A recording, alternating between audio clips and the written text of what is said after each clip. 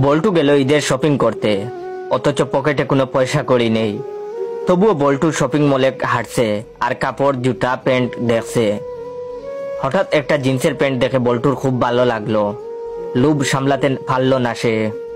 বল্টু তখন দোকানদারকে বলল, এই জিন্স প্যান্টের দাম কত? দোকানদার বলল 1000 টাকা। তখন বল্টু বলল, 300 টাকা হবে ভাই। দোকানদার বলল, কি যে বলেন, না এতে হবে না। তখন বল্টু বলল, তাহলে 320 টাকা রাখবেন? দোকানদার বলল, না। একদম 700 টাকা নিবেন? বল্টু বলল, না আমি 420 দিব। দোকানদার বলল, শেষ দাম 500 টাকা হলে নিয়ে যান। বল্টু বলল, না ভাই, শেষ দাম 450 হলে বলেন, না হলে আমি যাই। তখন দোকানদার বলল, আচ্ছা নিয়ে যান। তখন বল্টু প্যান্টটা হাতে নিয়ে দিল এক দৌড়।